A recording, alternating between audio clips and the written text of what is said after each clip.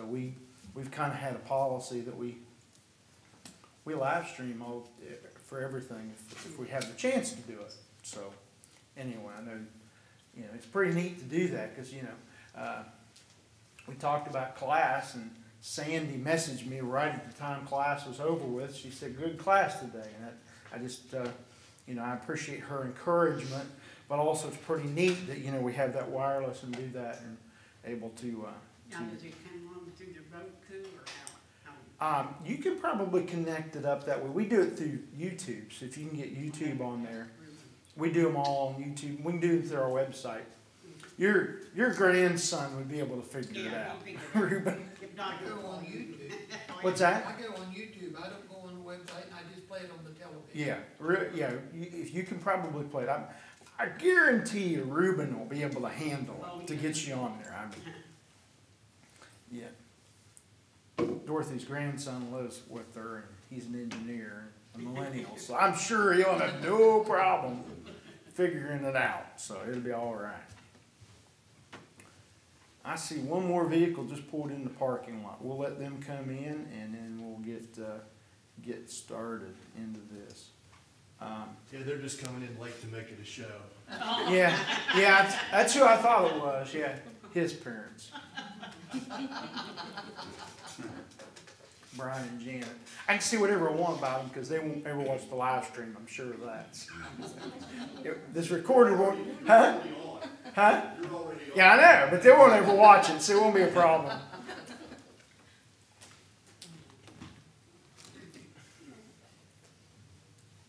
Of course, Kevin went there first. So, you know, I'd be in as much trouble as him. So, good morning. Good morning. We'll do whatever we do to get attention. Yes, that's what Kevin said. Said you waited till just now to make a grand entrance. Well, you wait till you get 86 and see how you look. Yeah, hey, I'll be just happy to limp in at 86. Sure.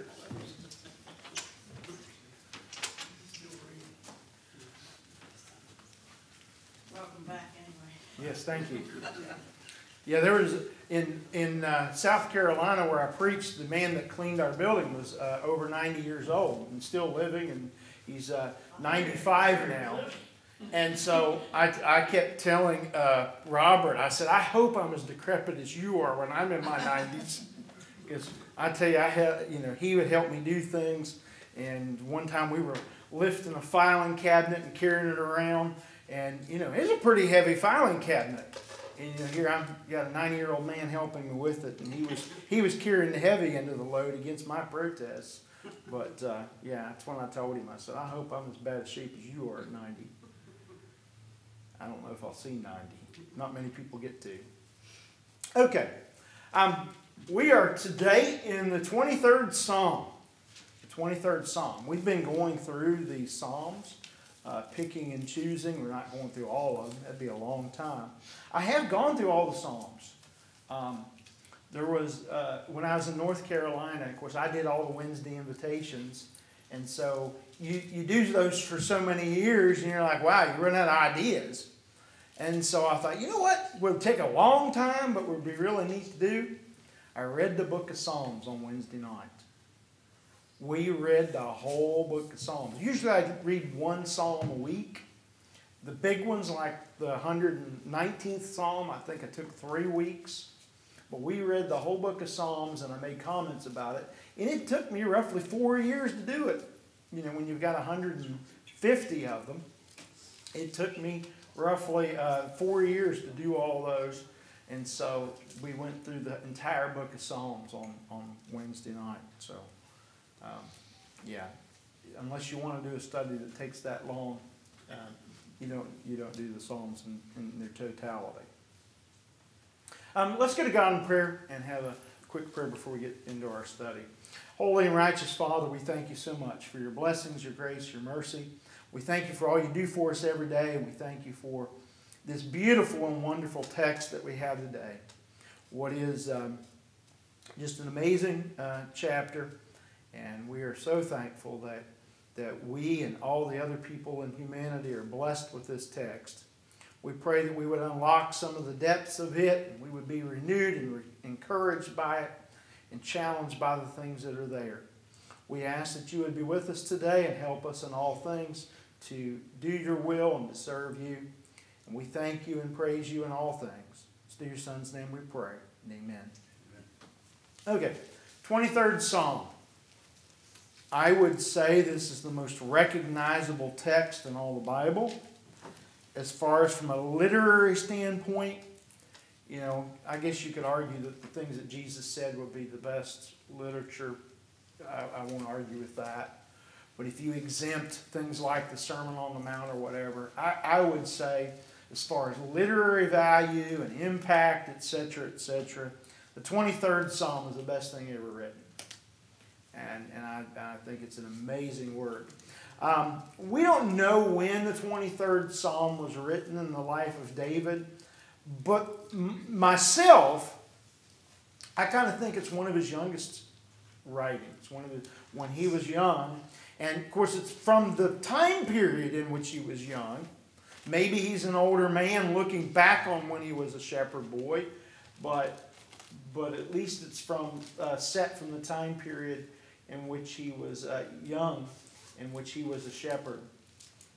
And so there are a lot of things here in this text.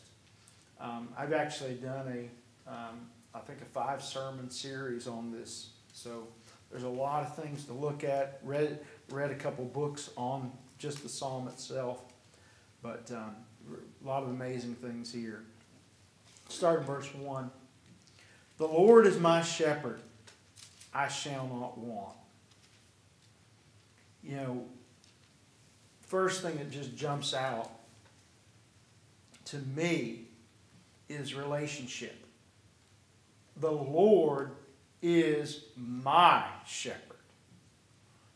We think about God owning us, okay? We are God's children, God's people, God's sheep.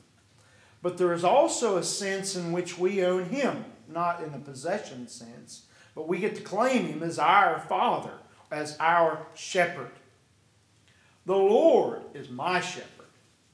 If you think about the perspective of being a sheep, or any animal for that matter, we look at this time of year and you drive up and down the road and you see, you know, sometimes a dog on a chain against a hillside that all they do is live in the mud, and they have a chain.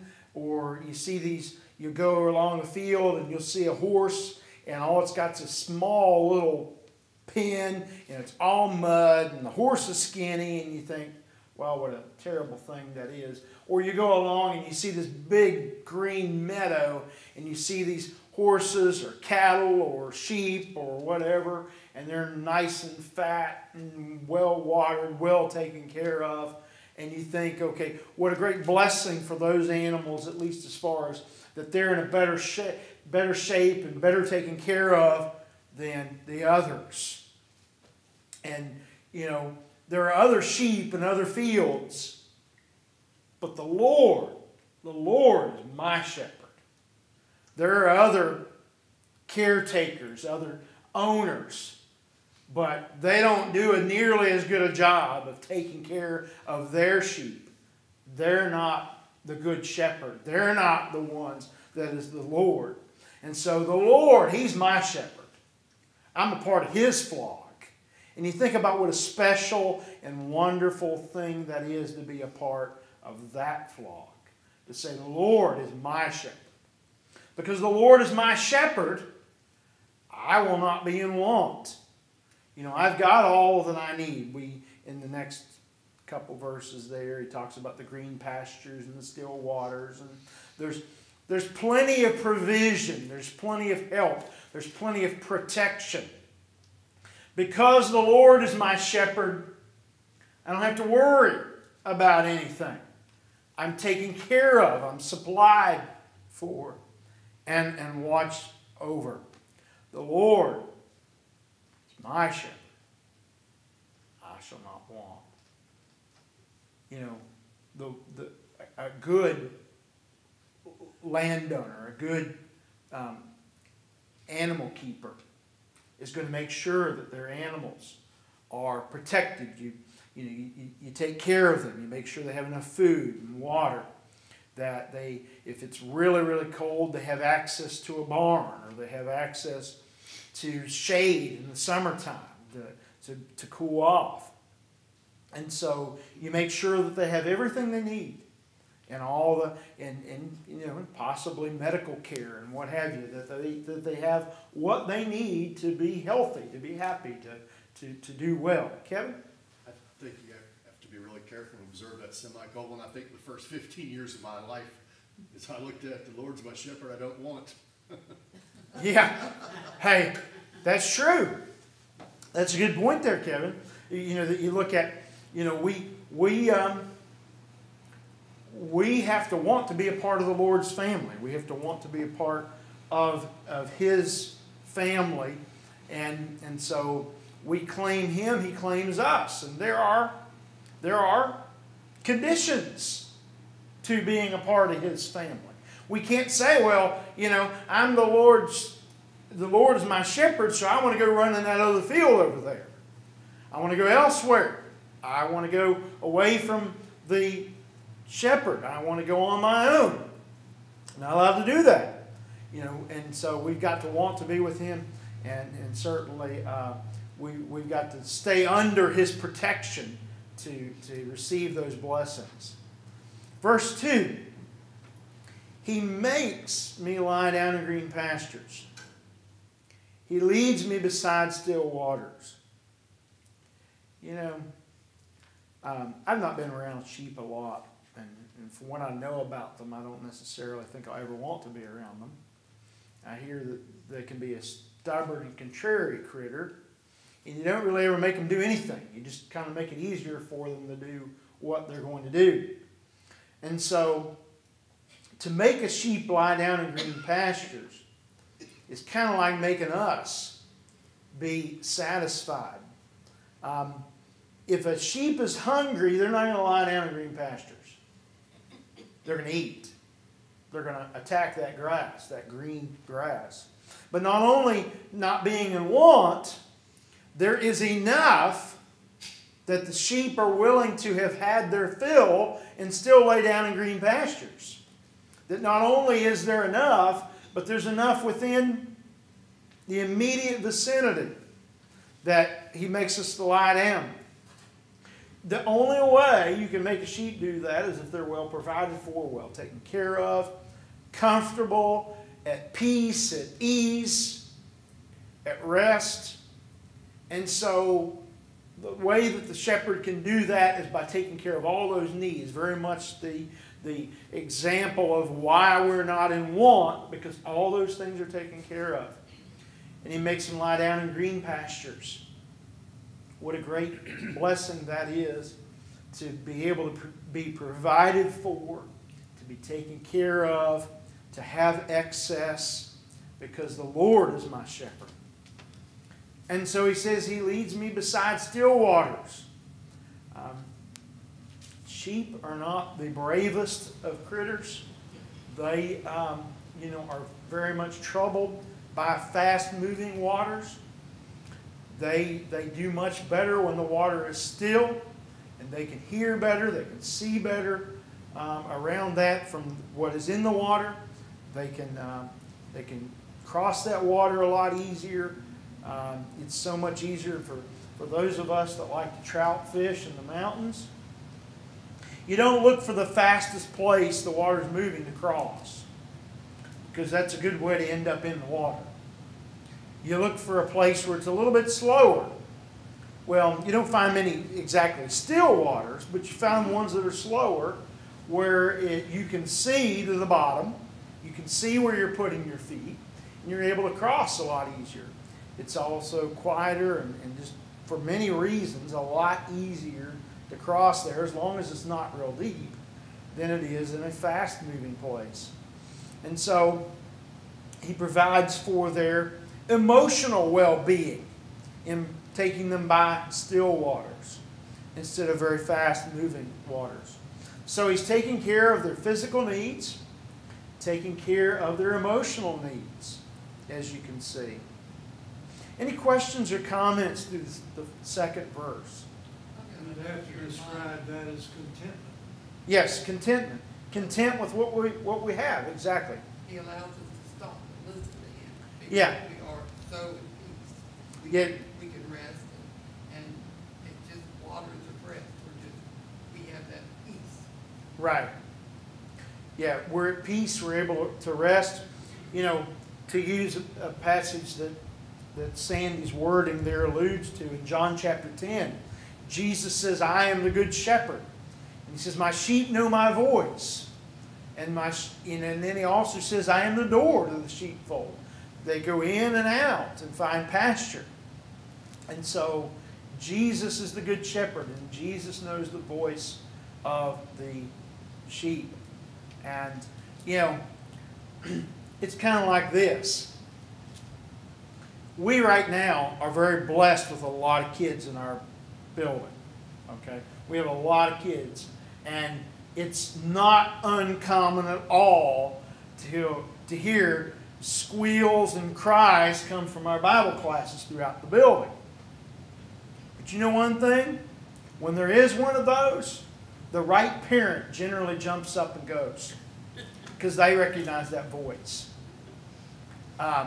You know, I won't say who, but Amy or somebody was telling me that there was one of the young men heard a child cry and said, "That's mine," and went off to that other room. And right, they was right. It was their child that was squealing and crying at the time. Sometimes you want to go when it's not your child. Yeah, but you probably shouldn't tread there, Kevin. But the thing is, you can be in Walmart, and how many kids and mamas are in Walmart? And the kid cries out. The right mama hears. But and nearly goes. every mama turns their head to see. Yeah, they do. They do. But the right one gets with the right kid. The greatest example I've ever been able to see of that is we've probably all seen a nature program of penguins.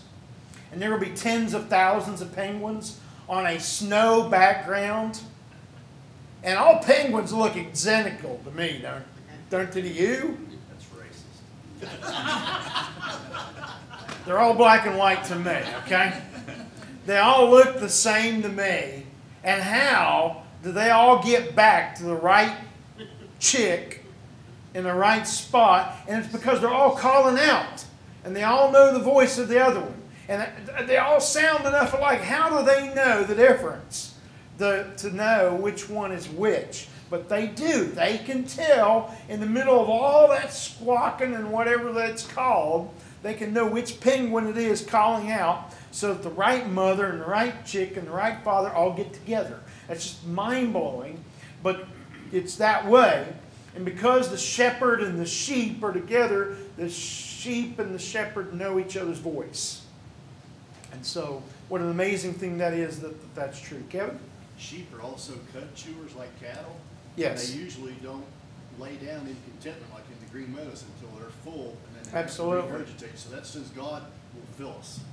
Yeah, they're what is it? Ungulates, I think the term is. They're like cattle and deer and a lot of others or ruminants, as they're sometimes called, that they chew their cud. And so the way that they most generally do that is they eat and then they lay down a while, and they do that while they're laying down. About like a lot of humans. Yeah, especially at Thanksgiving, you know. Find a recliner after the eating. Clinton, I like the word, he lets me. He doesn't really make me, he lets me. It's like a continuation from verse 1, you know. He knows what I need, okay? Mm-hmm. And you know, he's not forcing it upon me, but he's providing it for me. Right. He lets me lay down in those. Yeah. Same way with converter, he lets us decide, Yeah. you know, it's up to us. Yeah. So we have to want to. We're to taste of the Lord. Yes, exactly. Exactly. We have to want to be there. We'll have to want to be under that protection and with that provision. Verse 3. He restores my soul. You think about what restoration means. That each and every day, at each and every moment, there is constant help and provision. And so it's not like the provision is good today and then not so much tomorrow.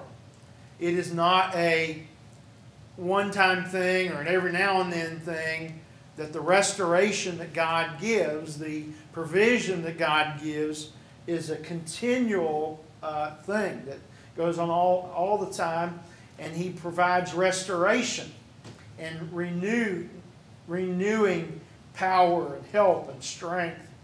And so when you think about how difficult David's life was throughout, and you think about all the different moments in David's life in which things were perilous and difficult, the restoration that God provided on an ongoing basis was so powerful and wonderful that he was able to receive that.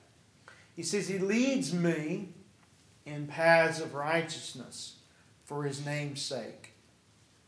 There is a great lesson there that God leads the sheep. And,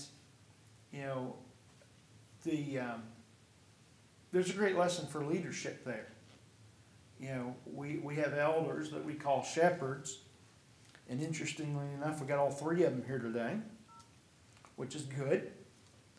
But if you're going to lead people, what position in the herd or flock do you have to be to lead?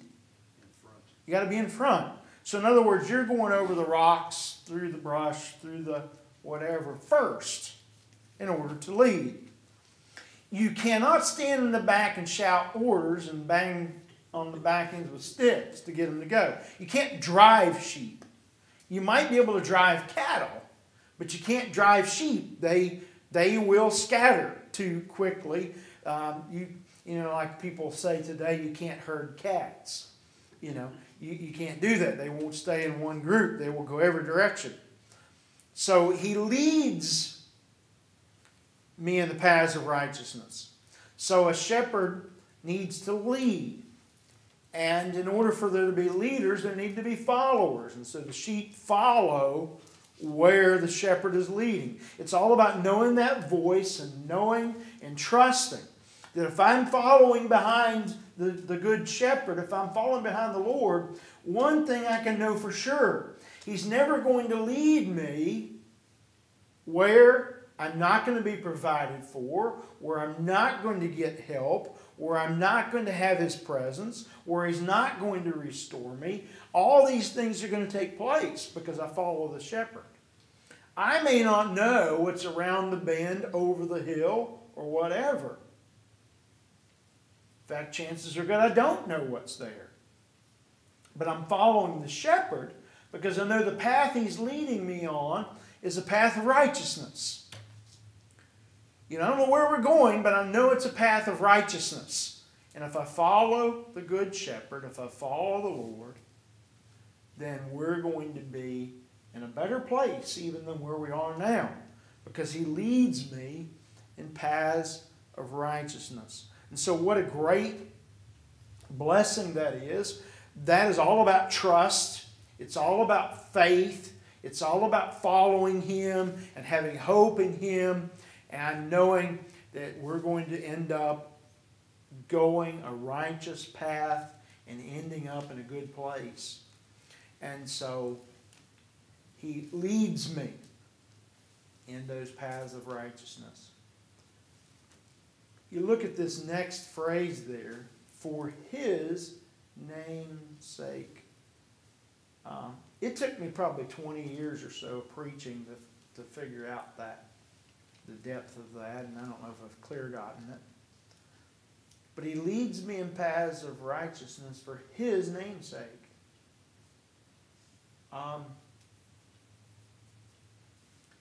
Do you realize that whatever we say and whatever we do, it reflects on God as Christians, as God's people? Through the Old Testament, you'll see things like that the people will do something and you'll say that God is going to be blasphemed or God is going to be profaned among the other nations because God's people are acting a certain way. And so, if we are the light of the world, as Jesus told His disciples in Matthew 5:16, then we are the light of the world, and we point toward the true light, which is God or Christ. And so if we don't let our light shine and we don't do what we're supposed to, that reflects poorly on God. Now, that's not fair to God, is it? That our imperfections, our shortcomings, our wickedness or whatever does not make God any less God, any less powerful, any less righteous or holy. But God leads us in paths of righteousness for His name's sake, for His reputation's sake. Because David's going to be a man after God's own heart, is a man after God's own heart. And so if David is acting in a way that is immoral and wicked, it's a reflection upon God before other nations, before God's people. And so God leads us in righteous paths so that when people look at our life, they can know that, hey, I want to get on that path too. But if our path is a path of unrighteousness, wickedness, and strife, and envy, and jealousy, and evil of all sorts, people are going to look at that and say, you know, I'm not sure what a Christian is, but I don't think that's it. Because I don't want to be on that path that they're going on. And so we cannot do that, cannot act that way, because we need to be in paths of righteousness so that God is represented well, and that others will want to say, hey, I want on that path. I want to head where they're heading.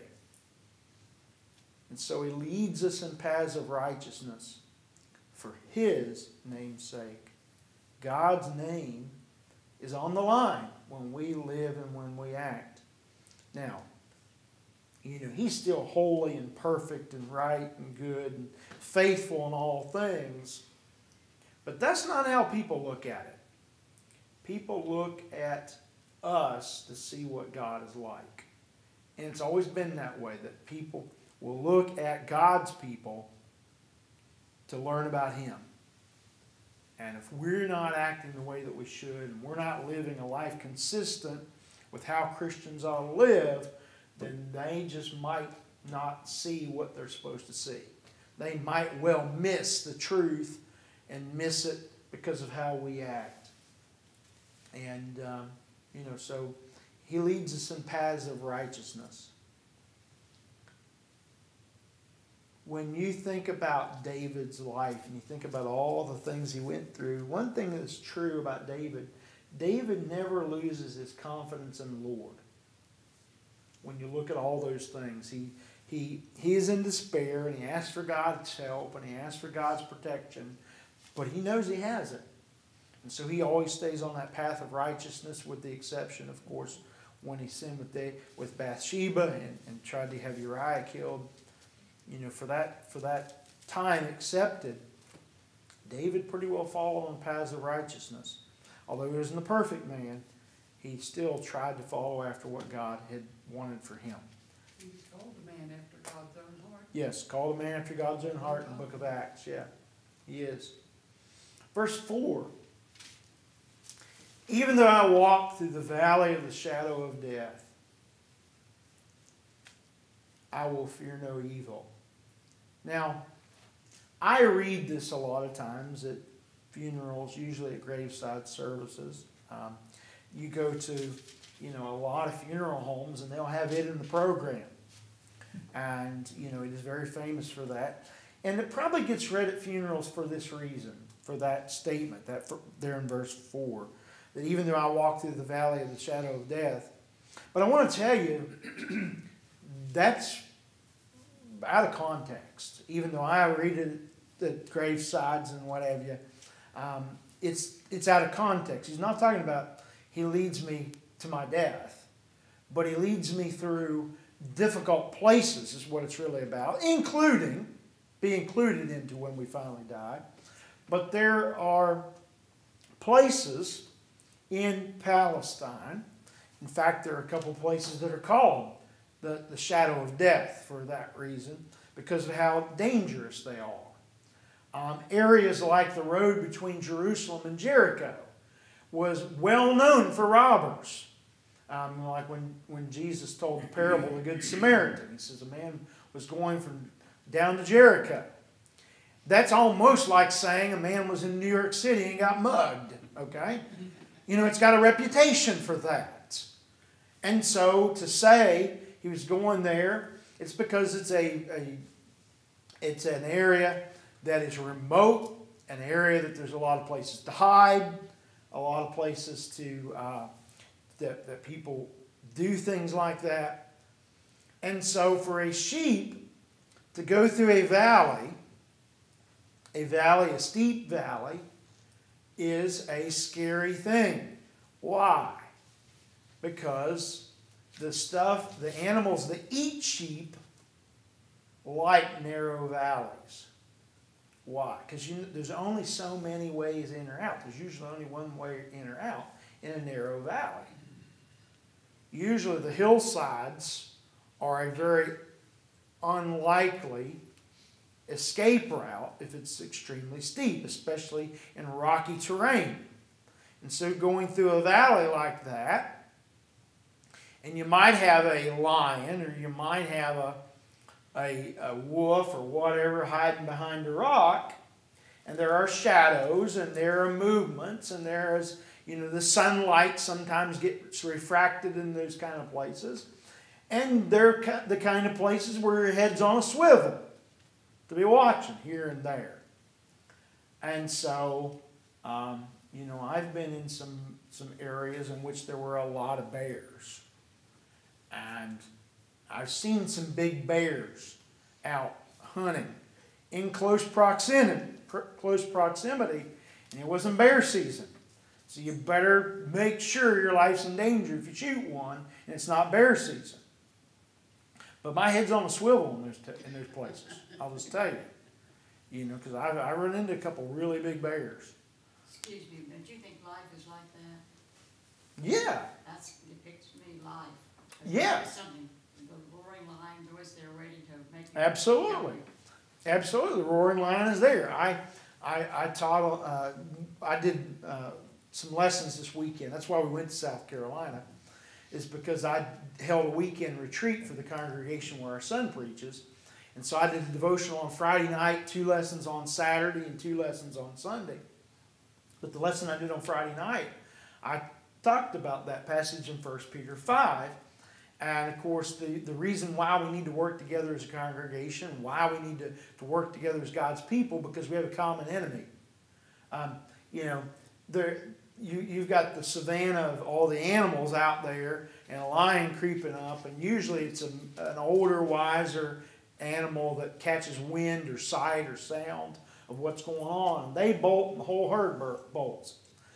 You don't ever find a gazelle that's out there in the middle of the field and says, I don't want to play. I want to be exempt. I want to sit this out. Doesn't work that way, does it?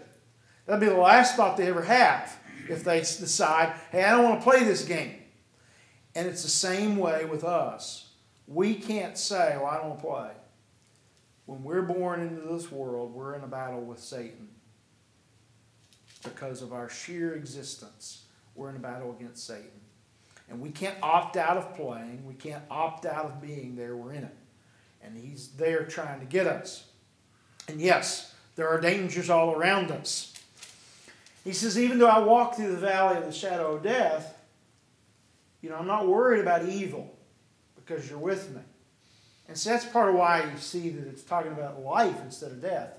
That whatever situation you're in, I don't have to fear evil. I don't have to fear. Now, generally in the Bible, especially in the Old Testament, the term evil is not about sin usually.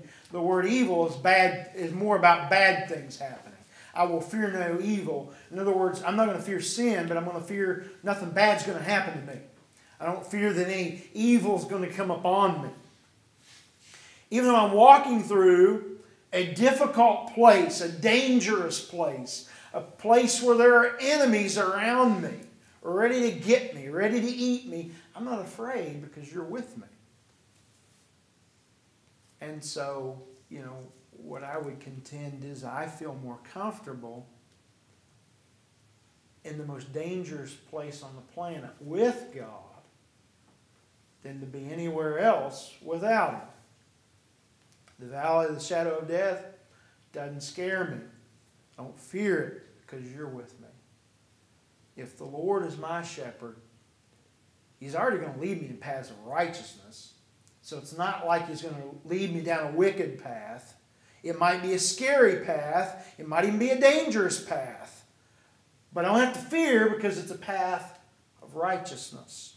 It'd be interesting to know how old he was when you wrote the song. Yeah, it would be. Because his experience with Saul would have reflected a lot of this too. Yeah, fear of Saul, later on his son Absalom, and at the very end of his life his son Adonijah. So he had these kind of things and these concerns throughout. And then, oh, by the way, there were the Philistines that fought against him. David fought his whole life.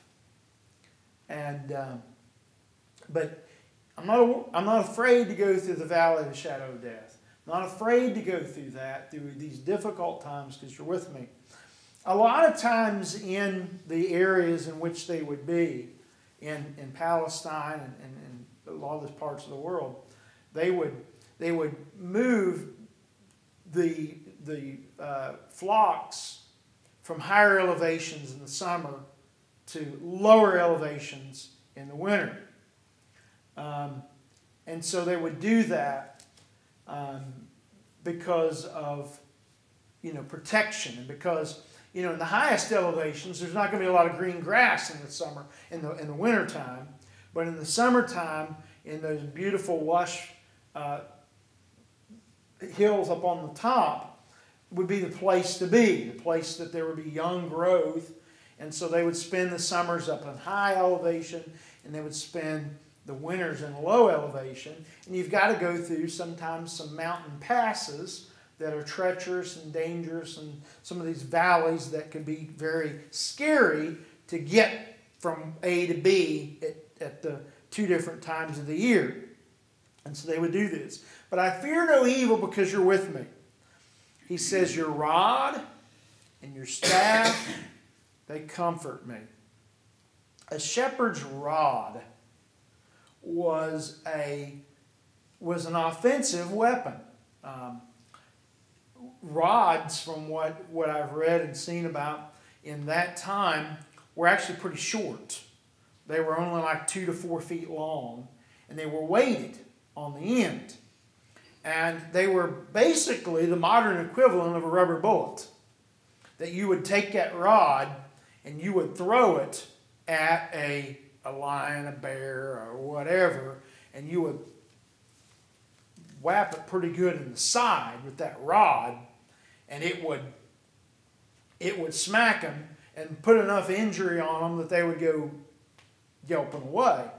Or they would use it for their, like they would tap, like when sheep were in a stall or whatever, they would use it for that because it was a smaller length tool, and so they would use it for those kind of things. They might prod a sheep with it. And the staff was generally that historic shepherd staff that was, maybe, 5 to 6, 7 feet long, depending on how tall the shepherd was, I guess. But it was the more the crooked staff kind of thing that you would use to, drag an animal out of a ditch if you put it underneath its legs and would pull it or whatever. But it was more like a staff. But both of those things were tools in the hands of the shepherd. They might correct the sheep with them, but knows that the shepherd is there, but the shepherd's got the tools to protect him, help him, guide him, point him in the right direction, whatever it is. The rod and the staff are a comfort because they're in the hands of the shepherd.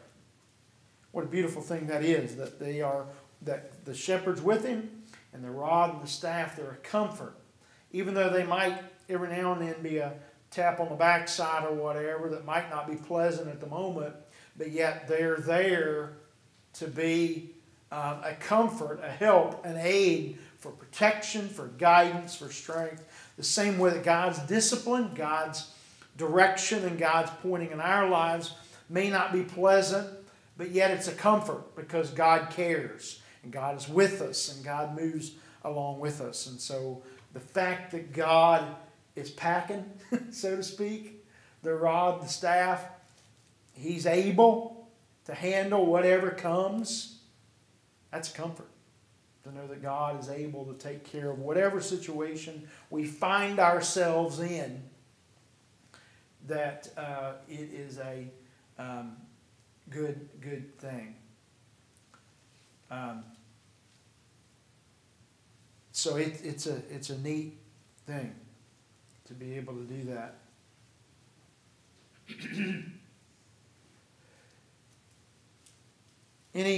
Any questions or comments? I would say that the Lord already had his rotation set up for the animals, because if you go to hunt elk, you know. It's the same thing, in isn't it? high elevations, the first snow, Mm-hmm. they start down. They start down. So it depends on the weather as to where. And you so, go to hunt. yeah, a place that might have had 1,000 elk in the valley or on the hillside, a month or so later won't have a single one. That's right. Because they've all gone down to lower elevation. And the flip side, you know, the valleys that might have a bunch of them in the winter might not have any come the summer. So yeah, it's very much that migration, that they're going to a place where they'll get what they need. In verse 5, you prepare a table before me in the presence of my enemies. You know, there's a man by the name of Philip Keller. He wrote a book called A Shepherd Looks at the 23rd Psalm. It's a neat little paperback book. It'll take you about an afternoon or two to read it. But he is a denominational preacher. I can't remember what group, but a denominational preacher. But he also owned I think it was in South Africa, a big parcel of land and owned a bunch of sheep. And so that's why the title of his book, A Shepherd Looks at the 23rd Psalm, but he uses a religious tone to it. And he talks about where he lived, and also that in Palestine there are these flowers that they grow in the summertime, but the sheep will sometimes eat them, but it will damage the sheep because they're virtually poisonous. And so that when he had his small children, they had an upper area on their property that was a large upper field, very much like what we're talking about. It was a pass up in a upper part of their property. And that was a place that was a nice flat place, a summer place that had a lot of green grass in the summer.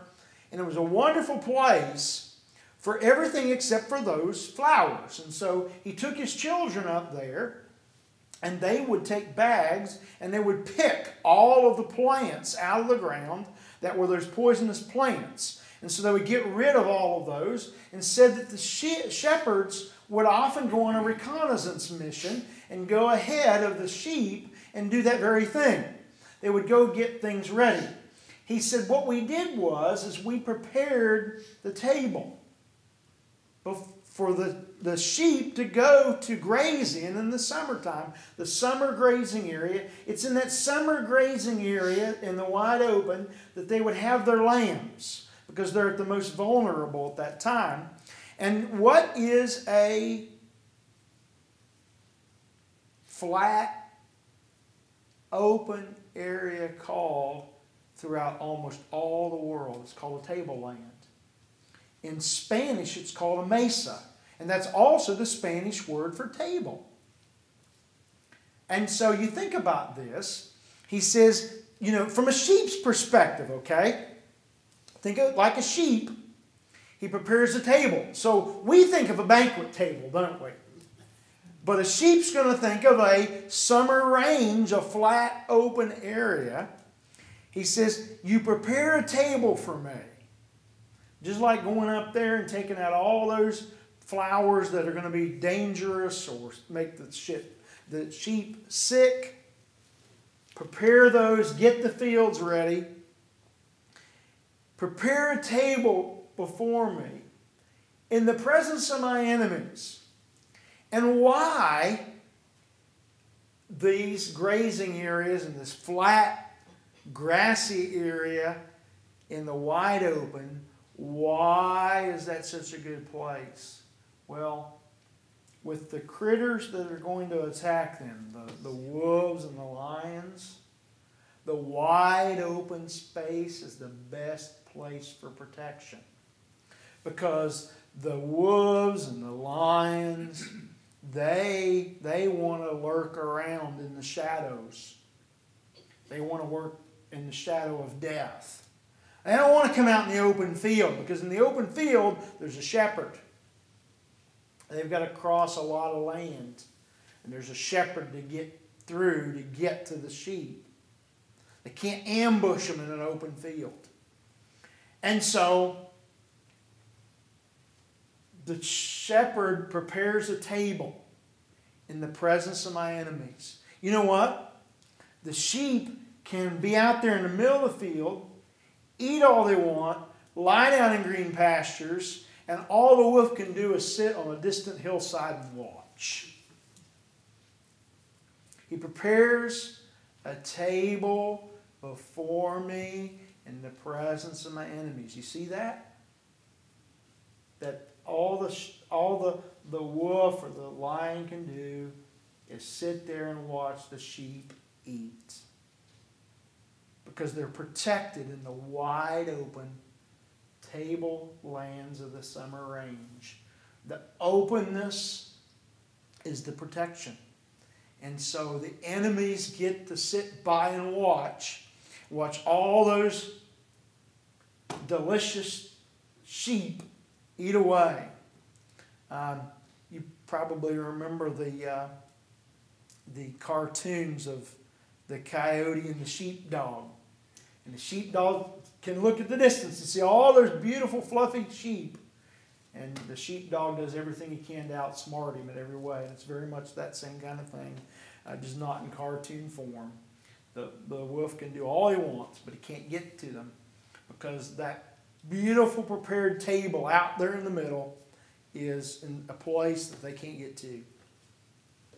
He says, you anoint my head with oil. My cup overflows. Do you know that that in that day and time, another thing I learned from that book that Philip Keller wrote is that especially the more ancient shepherds, the more old school shepherds, will take and put oil on the heads of the sheep. Anybody have any idea why you do that? Keeps flies off. Keeps flies, yeah. They would put oil on the heads of the sheep and around the ears of the sheep, because for one thing, flies and mosquitoes and other insects are sometimes a very big danger to the sheep. They're also a big aggravation to the sheep, and so you're not going to lie down in a green pasture if you're covered up in flies.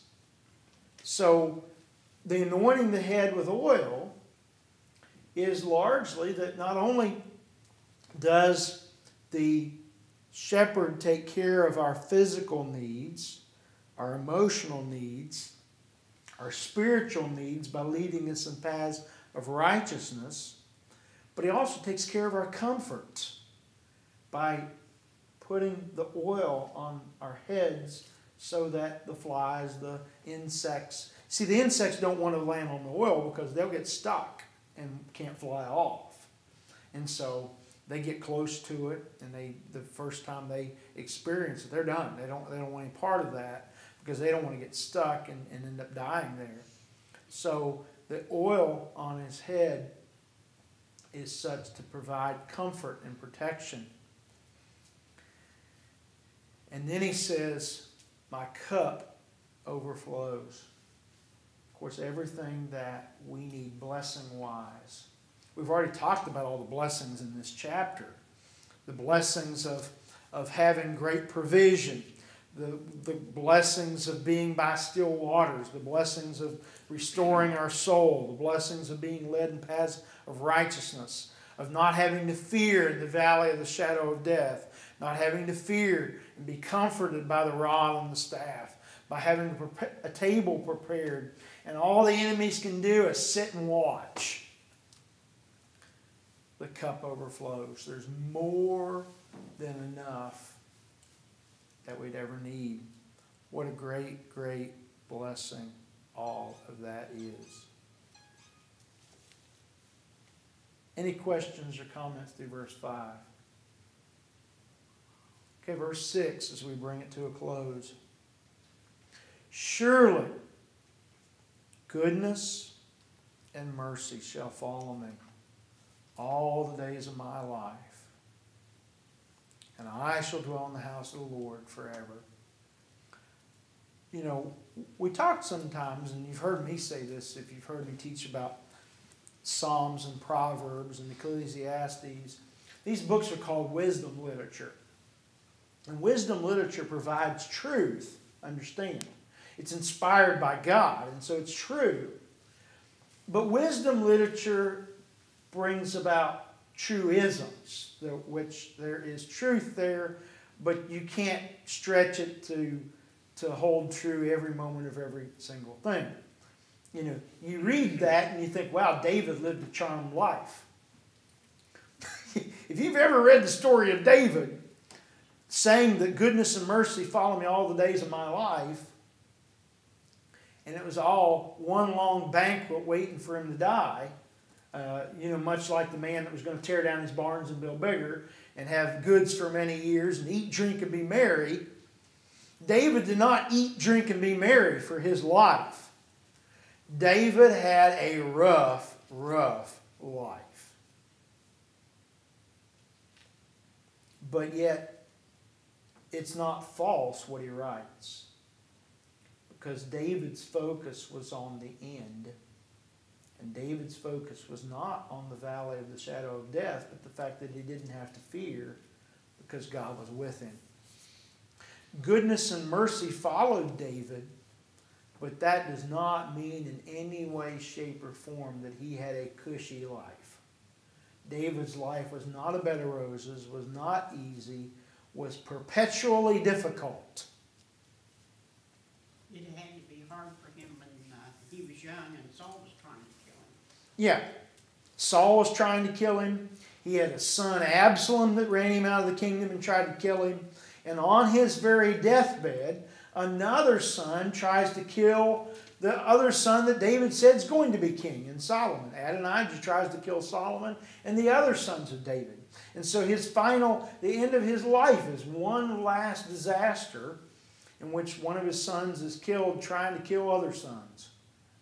His entire life was a mess as far as his family. Now, it all went back to the fact of his sin with David and Bathsheba, over Uriah, and having him killed. It was his own fault in a lot of ways. But David's life was one tumultuous mess after another. It also shows us we are not perfect. We are not perfect. We've got to keep climbing. We are not perfect, and we got to keep moving forward. We bring a lot of our problems on ourselves. Yeah, we bring a lot of our problems on ourselves. It also shows us we have no right to refuse love to anyone, because if God can love us, then we should be able to love our fellow man. Right, and certainly I'm not one to excuse dirty or crooked politicians. Okay, and I go on my rants sometimes in private about some of the people that are just bad. But there's never been a scandal bigger in U.S. politics than David and Bathsheba and Uriah. Now, of course, you might argue the Clintons killed a bunch of people, but that's different. But it was never proved in the sense. What's that? And be right. Yeah, but you know, anyway. But yeah, the scandal of David and Bathsheba and Uriah is a pretty big scandal. And David was allowed by God to continue being king. I couldn't hardly believe that she would do what she did to tempt him. I could understand why. I know how long you've been around, Brian. I know you knew better than that. I always thought Bathsheba being up there out in the open where people could see her, that wasn't good either. Yeah. Hey, Tim, Well, let me add one thing, then you can cut it off anytime. we got about 5 minutes, so yeah. I'm not saying you need to speak for 5 minutes.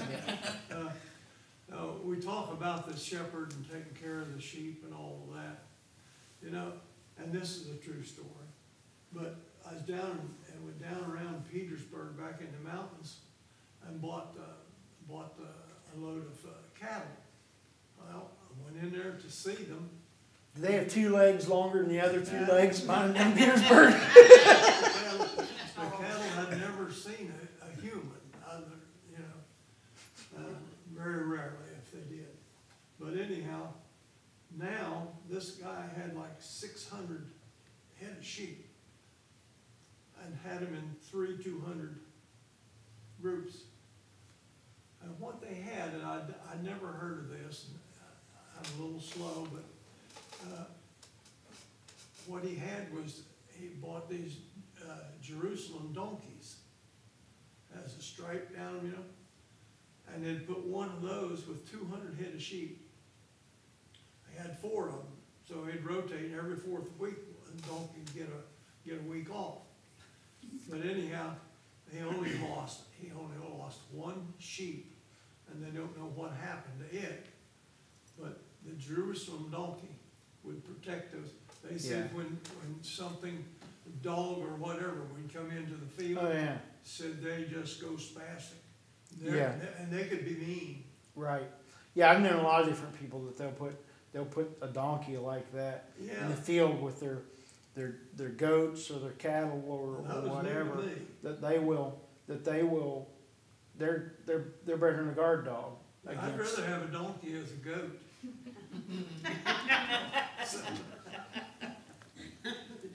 Just do it the other way around. So that's what you ought to do. You ought to start you a donkey farm down there. Them down there. I'll mention it. Yeah. You could probably put a couple in your yard and put a couple in Gary's yard there next to you. And yeah. Just start some donkeys down there. But yeah, they're pretty amazing creatures. By any chance, do you remember if that was near Gold Eisen Cabins? You go across an iron bridge to get to the cattle? There across the North Fork? Because that sounds like a farm I know of. There, or knew of back. I can't remember, but Because I would remember the goats and stuff and different sheep down there, seeing them crossing that big valley across the river bottom there when I'd fish down there. Every now and then I'd hear goats and sheep baying up above the hill out from where I was fishing. But this guy had that restaurant and store right there in across from the big rocks that they climb and stuff. Oh, at Seneca Rocks? Yeah. Oh, okay. Yeah. So Yeah. it's probably up closer to Riverton up that way. All right, gotcha. But yeah. So, yeah, that might be up that valley up around Seneca Creek. I went one time. Remember, I was in college. I went up Seneca Creek, and I was up for 2 or 3 miles up this haul. I was fly fishing, and you know, this is not one of my smarter things I ever did. There was a little waterfall there, and it was kind of hard to go. I either have to go way up the creek to cross or way down the creek, so I went across the top of the waterfall, and it was a slick rock, and I started sliding. And so I figured it was better to slide into the hole above the waterfall than it was to slide over the waterfall. So I slid down into it, and it was about chest deep water, and of course, off of that mountain, whoo, that was cold. Thankfully, it was, I think, July or so at that point. And so I didn't freeze, but wow, it was cold. So anyway, that was up there, and walked through a couple of cow pastures to get up there. And you're right, if it's that kind of area like that, those cattle don't see many people up through there. Pretty remote. Okay, we are at the end of our time. Just a reminder, the 4th Tuesday of this month is the week of Thanksgiving. So we're going to have class next Tuesday, a week from today, to be our other class in November. So this month it'll be the 2nd and 3rd Tuesday. Next month, in December, the 4th Tuesday is the week of Christmas. So we're going to do the 2nd and 3rd Tuesdays in December as well. And so it'll be the second and third, both this month and next month. And then we'll figure out what we're going to do in January, because I think I'll be in Costa Rica during that week that we're supposed to have class. So we'll have a little bit of time to think about that. But anyway, second and third Tuesday.